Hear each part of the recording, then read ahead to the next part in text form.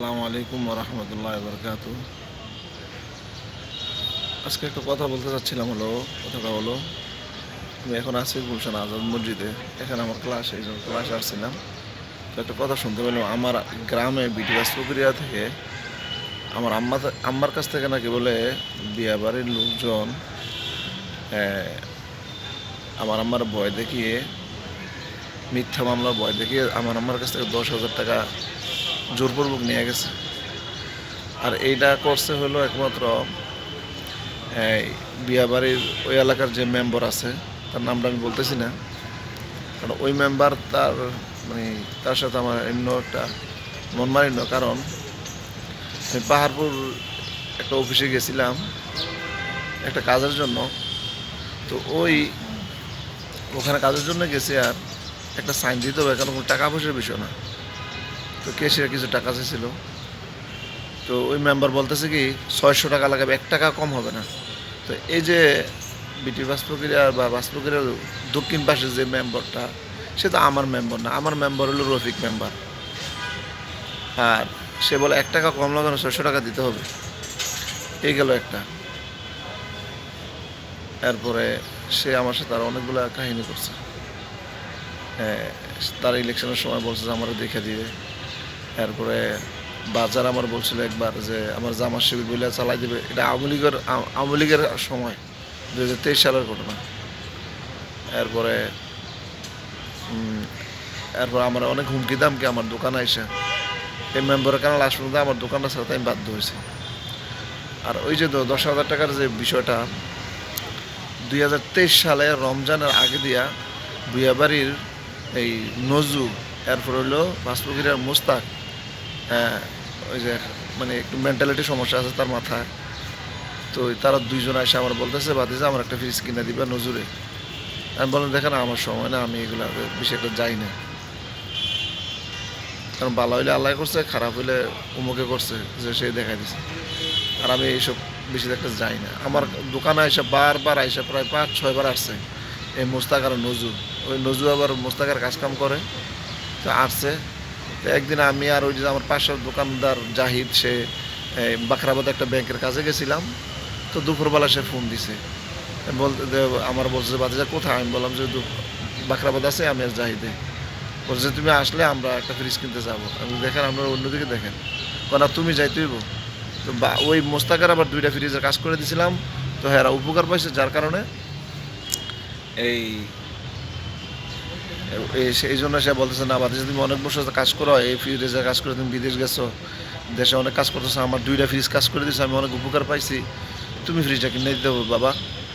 তো হ্যাঁ, আবার খুব দেখছে যে আমার কাজ এক্সপার্ট ভালো, এই জন্য আমি করলাম। কারণ আমি এই যে গুলশান থেকে আমি ইন্টারভিউ দিয়া সৌদি আরব গেছি, যখন সৌদি আরবের ভিসা 8-9 লাখ টাকা, তখন আমাকে ফিরিয়ে নিয়ে গেছে কোম্পানি। তো যাই হোক, এখন ওই আমি যখন বাখরাবাদ থেকে আসছি, সাথে সাথে আমারে মুস্তাক আর নজু আর নজুর ছেলে আমারে নিয়ে গেল ফ্রিজ কেনার জন্য রাস্তায়। তো আমি বললাম যে কী ফ্রিজ কিনবেন, 20,000 টাকার ভিতরে একটা ফ্রিজ হলো, এবং 20,000 টাকা আমরা নতুন ফ্রিজ পাইবেন না। দেখো না, নতুন না হইলে তো অকশনের মাল। আমি অকশন কী জিনিস? এই যে আনব্যবহৃত আছে ফ্রিজের, এই যেগুলো ব্যবহার করে না কোম্পানি বা জাহাজের মাল আছে, আমি তার কাছ থেকে অকশন জিনিসটা শুনতে পাইছি। তো চান্দিনা আছে ফ্রিজ, গরুপুরও আছে, এলেটগুঞ্জা আছে, নতুন পুরান সব জায়গায় বিক্রি করে। তো এই এলেটগঞ্জের মুরাদনগর মাথায় এসে জিজ্ঞাসা করলাম যে আপনি কোথা থেকে কিনবেন, ফ্রিজ কিনবেন। বলা যে গরুপুর চলো। তো গরুপুর গেলাম, এক দোকানে গিয়া তারা 3জন গেছে। আমি বললাম যে এই ফ্রিজ ভালো, এই ফ্রিজটা ভালো না, এই ফ্রিজটা দিন যাবে বেশি, ওইটা যাবে না। তো একটা ফ্রিজ দেখলাম যে স্যামসাং ইনভার্টার নন ফ্রস্ট ফ্রিজ। এই ফ্রিজটার দাম বর্তমান বাজার প্রায় বিদেশে প্রায় 1,20,000, বাংলাদেশে প্রায় 90-95,000। তো এই ফ্রিজটা জাহাজে ছিল বলে, ইনভার্টার ফ্রিজ বিল, কারেন্ট বিল খায় কম, 50-60 টাকা বিল ওঠে, মাছ মাংস একটার সাথে একটা লাগে, অনেক দামি ফ্রিজ। তো তাদেরকে দেখা দিলাম ফ্রিজটা। তো এরা যায় দোকানদারের সাথে করলো, এই দরদাম করলো, এবং তারাই দরদাম করে তারাই টাকা দিচ্ছে। আমি হাতে টাকাও নেই নাই, আমি কোনো দরদামও ছিলাম না। তো তারা কিনছে। নন ফ্রস্ট ফ্রিজের সাধারণত ডিপ ছোট হয়, বিদেশি ফ্রিজ অনেক দামি ফ্রিজ। এখন তারা একবার বলতেছে যে একবার দরদাম করে টাকা দিয়ে ফেলাইছে, পরে আবার টাকা নিয়ে ফেলাইছে। তো নিয়ে ফেলাইছে, আমি বলে দেখেন ফ্রিজটা কিন্তু ভালো, আপনারা কিনলে কিনতে পারেন, আর তাহলে আমার আর কিছু না আনছেন, আপনারা কিনলে কিনতে পারেন, আমি চলে যাবো আমার বোনের বাসায় গরিবপুর, আমি চলে যাবো। তো বড় বলছে যদি ভালো হয় তাহলে আবার যাই কিনি। তো এরা আবার টাকা দিয়ে আবার কিনছে। তো কিনছে, পরে কেনার পরে আমার 500 টাকা দিছে। এখন 500 টাকা দেওয়ার পরে আমি আইসা পড়ছি। এরপরে এরা ফ্রিজ নিয়ে গেছে, এবং ফ্রিজ বাড়িতে নেওয়ার পরে নজুর বউ নাকি বলে গালিগালা শুরু করছে নজুরে। এরা নাকি বলে জুতা পিছা দিয়ে বাইরে দৌড়ায়। হ্যাঁ আইসা আমার কাছে কান্নাকাটি শুরু করছে, বাতিজা ফ্রিজ তো কিনে দিছিলাম ভালো, এখন ফ্রিজ তো তোমার শাশি পছন্দ করতেছে না, ডিপ নাকি বলে ছোটো। আমি ডিপ ছোটো হলে গিয়েছি, আপনার ছোটো সংসার, সমস্যা কি? না বাতিজা আমার মাইরা ধরে রাখে না, আমার মানে আমার দোকান আসে এমন কান্না, তার চোখে পানি বাইসা বাইসা পড়তেছে। তুমি এটা বিক্রি করে দাও, 2-3 হাজার টাকা কম হইলো। আমি কি দেখেন এটা বাসায় রাখেন, বাসায় বিক্রি করা যাবে। কারণ ওই যে জহির কাকার ভাই আক্তার সাহেব, ওনার ফ্রিজ একটা এরকম নম্বর ছিল, তাই 15-16 বছর আরও বেশি বল ব্যবহার করছে। ওনার ফ্রিজটা আমি 9,000 টাকা বিক্রি করে দিছি, দোকান থেকে সে নিয়ে গেছে। আমি বানায় কথা বলতেছেন, আপনারা জিজ্ঞেস করেন আক্তার কাকারে। বাবলিবার একজন নিয়ে গেছে, সিএনজি ড্রাইভার। নন ফাস্ট ফ্রিজ অনেক দামি, এগুলো অনেক উপকার, একটার সাথে একটা মাল লাগে না। তো লাস্ট পর্যন্ত কী করলাম, এই সে কান্নাকাটি শুরু করে দিয়েছে, পরে আমার দোকানে এনে ফ্রিজ দিয়ে গেছে, বাজারে যেটা বিক্রি করে দেবো। মানে আমি ফ্রিজ দাম তো চাই, মানে 10,000, 12,000, 15,000, 16,000, 17,000 পর্যন্ত উঠছিল। হ্যাঁ, তো কেউ বাকি চাই, কেউ নগদ চাই। আমি না, এটা ওটা অনেক দামি ফ্রিজ। ওই মেম্বার নিয়ে এসে দেখে গেছে না ফ্রিজ তো ভালো। তো লাস্টে তারা ওই এখন ফ্রিজ অনেক দিন হয়ে গেছে আমার দোকানে বিক্রি হয় না। মুস্তাক আইসা 2 দিন পর খালি পাগলামি করে, হ্যাঁ ফ্রিজটা বিক্রি করে দাও না, ফ্রিজ দোকানে আমার জ্বালা এই হে, আমার কাছে কান্নাকাটি করে, হের বউ হের বলে মারধর করে। তো হ্যার কাছে যায়, হ্যাঁ আমার কাছে আসে। তো প্রতিদিন আইসা লাফালাফি করে, আর ওই কমিটির কাছে যায় বিচার দেয়। এখন 2 দিন পর খালি কমিটি আমার ডাকায়, বাদে যায় এটা সমাধান। আমি কী করবো সমাধান? কারণ কাস্টমারে যদি না কিনে কি আমি জোর করে বেচতে পারবো? দাম কয় কম, কম দামে বেচলে তো হ্যাঁ লস হবে। গরিব মানুষ, গরিব মানুষ দাবি করে, হ্যাঁ তো সম্পত্তি আছে না, 2 কোটি টাকার, ওর তো নগদ টাকা নাই আর কি, জমি জমা আছে ভালোই। তো যাই হোক, বারবার আসে আমার কাছে, বিরক্ত লাগে। তো লাস্টে 1 দিন 2 দিন 3 দিন প্রতিদিন, একদিন আমি জ্বর অসুস্থ, একটা সময় বাড়িতে চলে যেতেছি। ওই বাজারের যে সাবেক সভাপতি নাকি বলে সে, এই সিরাজ চেয়ারম্যানের আলমগীর, সে আমার হঠাৎ করে ফোন দিতেছে, আমার যে শরীর খারাপ, জ্বর, বৃষ্টি পড়তেছে, জ্বর। এই মাকিনা তুমি কই, তাড়াতাড়ি আসো, আমি এখানে সভাপতি, সাবেক সভাপতি, বর্তমান সভাপতি আছে, তারপরে এই মিডিয়ার লোক, সাংবাদিক আছে, তাড়াতাড়ি তুমি আইসো। ওই লোক আসছে, ফ্রিজের জামালা এসে আমার তো মেসেজ গরম আছে, 2 দিন পর পরে ডাকায়, না আমার দোষ কি? তো গেছি, আর এই আবার উতাল ফাতাল পাগলামি শুরু করে দিয়েছে মুস্তাকে। মানে এক কথা 2 কথা অনেক মার্কেটিং করে, হাতাহাতি। হ্যাঁ, কারণ হ্যাঁ তো পাগল, আগে ঝগড়াঝাটি করছে, সিসি ক্যামেরার মধ্যে এগুলো ভিডিও প্রমাণ আছে এই মুস্তাক। তো যার কারণে এই কী হলো, পরে জায়গাটা মিটমাট হয়ে গেল। হঠাৎ করে আমার একদিন ডাকতেছে যে হ্যাঁ তুমি এর মারছো। তো এরা এটার ভিতরে একটা গ্রুপ জমছে।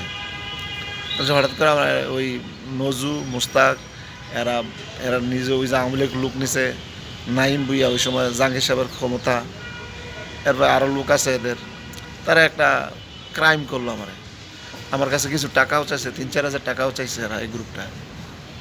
আমি না, আমি কিসের টাকা দেবো? আমি তো কোনো অন্যায় করি না। আমি এই যে মসজিদে বসে আছি, আজাদ মসজিদ, আল্লাহ যদি আমি একটা মিথ্যা কথা বলি, আল্লাহ আমাকে ধরবে। তো লাস্ট পর্যন্ত আমি কি করলাম, এই কী জানি কয়, তারা একটা সিন্ডিকেট করলো আমারে একা, আমি একা, আর কেউ নেই। এখন তারা বলতেছে যে আমি নাকি বলে এই ফ্রিজ থেকে ঘুষ খাইছি, আগে থেকে নাকি বলে কমিশন খাইছি। আর বাবা আমি কমিশন খাবো কীভাবে? তারা একটা কথা উঠাইছে, ওই যে শহীদের পোলা, বিয়াবারের শহীদের পোলা নজু বাতিজা, যে আমি নাকি বলে আগে যায় চুক্তি করেছি, কথাবার্তা বলেছি।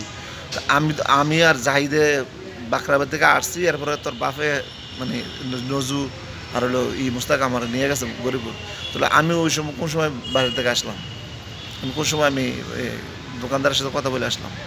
আর আমি তো এলেটগঞ্জ মুরাদনগর মাথায় গিয়ে বলছি যে এই কোথা থেকে ফ্রিজ কিনবেন, গরুপুর থেকে কিনবেন, না চান্দিনাতে কিনবেন, না এলেটগঞ্জ থেকে কিনবেন?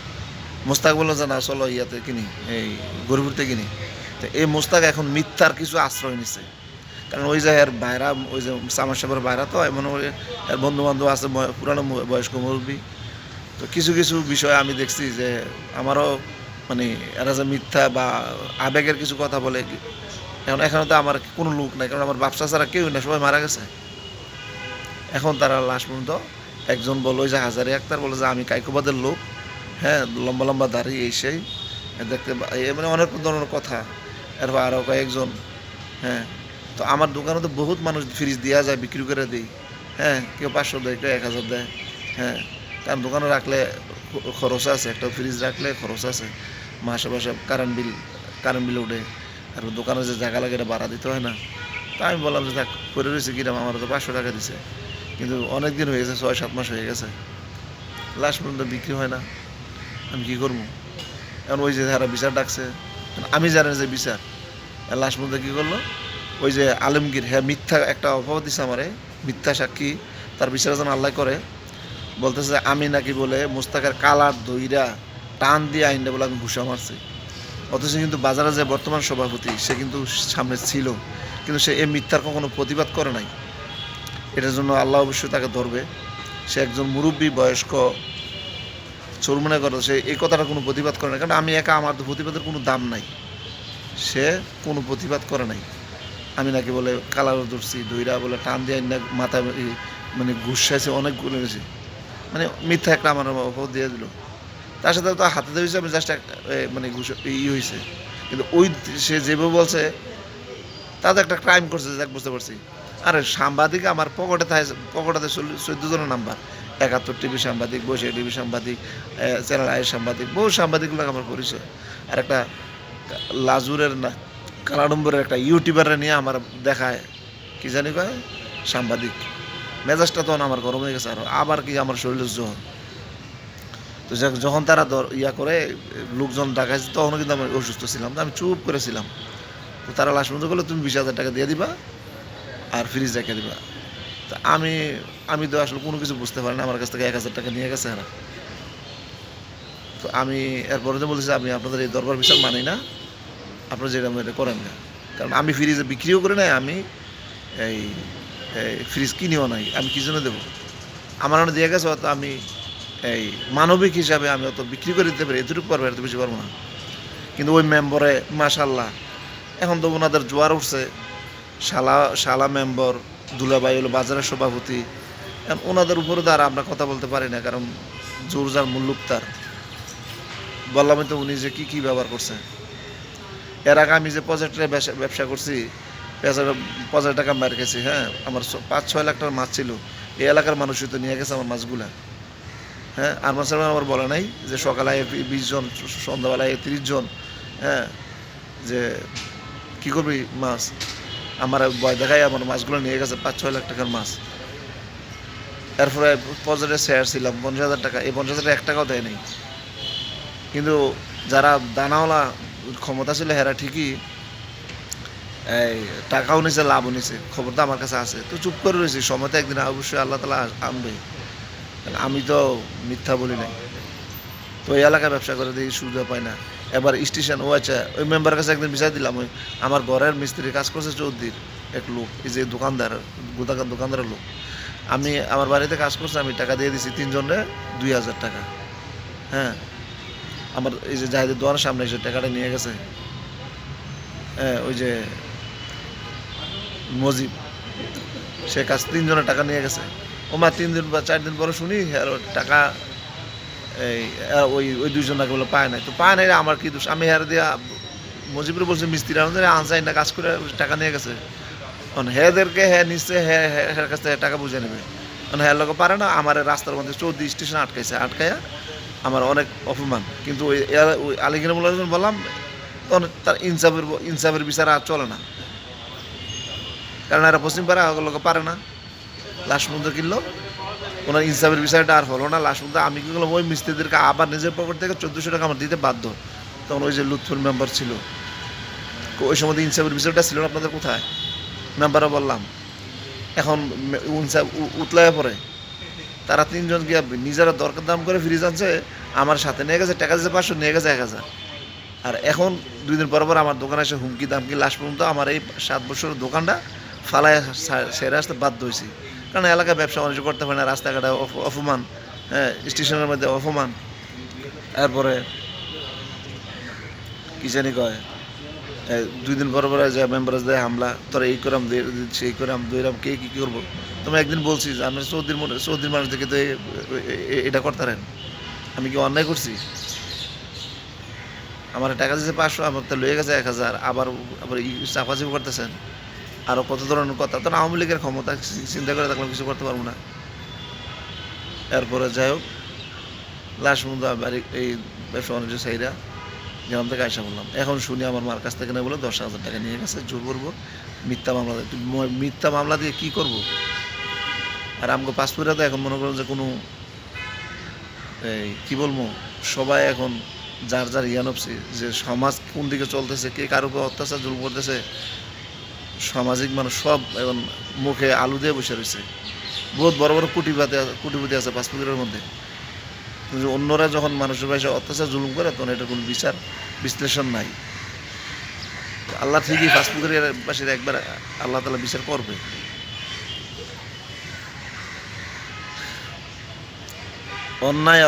অন্যায়কারীকে আল্লাহ তাআলা কেউ ছাড় দেয় না।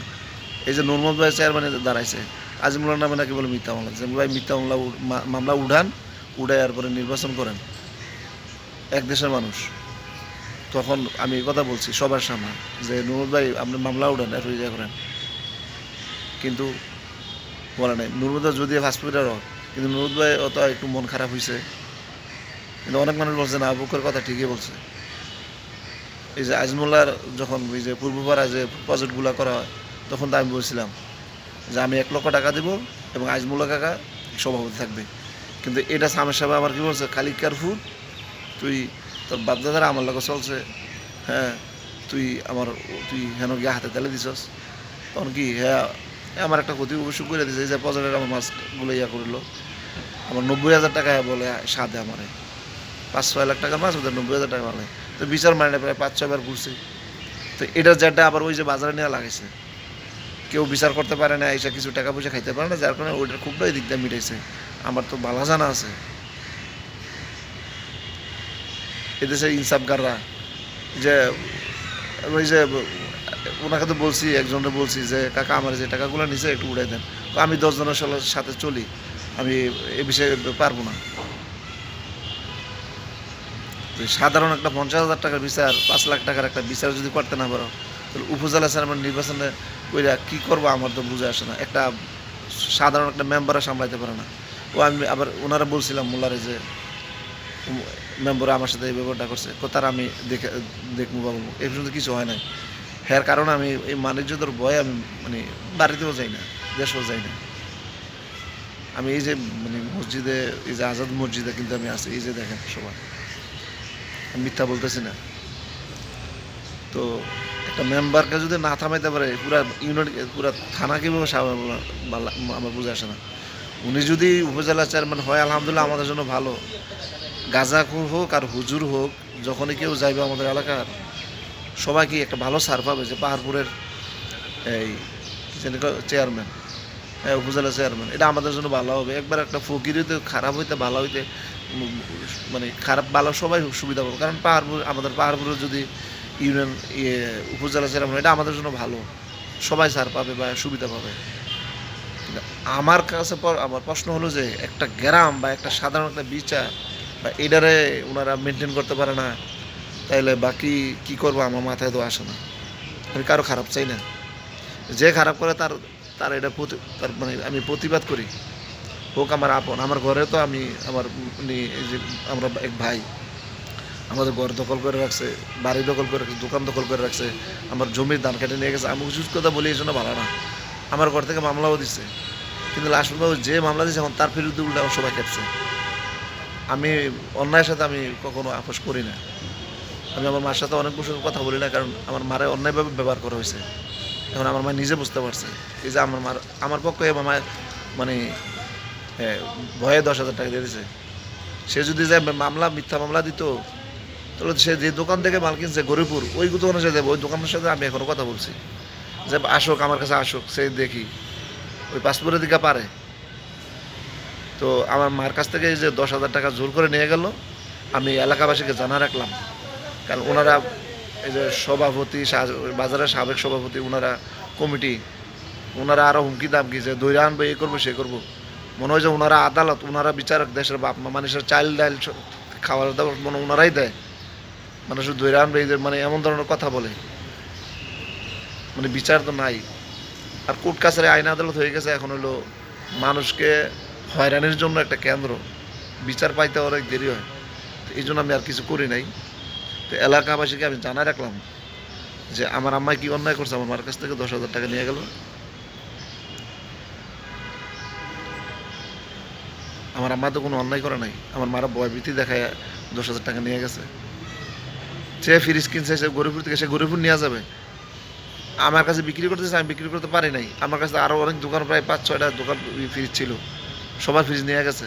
মানে হ্যাঁ নেয় না, হ্যাঁ জোর করে টাকা নিয়ে যাবো আমার কাছ থেকে। ওই বড় বড় ধরছে। তো এরা কতদিন থাকবে আল্লাহ ভালো জানে। এই যে 5-6 লাখ টাকার মাছ নিয়ে গেছে আমলের ক্ষমতা, আমি কি চুপ করে এনে রয়েছি? 50,000 টাকা এখনও মেরে রাখছে, আমি আমার 20,000 টাকা সাথে চুপ করে রয়েছি। আমি জানি আমার হক টাকা, আমার টাকা আসবে ইনশাল্লাহ একদিন, আল্লাহ ইনশাল্লাহ। এই যে মসজিদে বসে রয়েছে, এই যে মসজিদে মিথ্যা কথা বলতেছি না। যাই হোক, এলাকাবাসীকে আমি জানা রাখলাম এই যে দক্ষিণা শক্তি পাঁচপুকুরিয়া বাজারে বড় হয়েছে, হ্যাঁ। তো জানা রাখলাম যে আমাদের উপরে কী অত্যাচার হচ্ছে। আমার একটা দোকান আমি ছাড়তে বাধ্য হয়েছি, বাণিজ্য যেখানে পাচ্ছে না ওখানে দোকানদারি ব্যবসা করে কী করবো। চৌধ এই স্টেশনের মধ্যে আটকায় অপমান করে, টাকা পয়সা মেরে দেয়, ব্যবসা বাণিজ্য করে সুখ নাই। তো দেশে এই জন্য দেশ ছেড়ে এসে পড়ছে। আমরা কি কাজ কাম ব্যবসা বাণিজ্য জানি না? এই গুলশানে ছোটো থেকে বড় হয়েছি, এই সব এলাকার মধ্যে লেখা পড়ছে। আমি এই এলাকার ভোটার।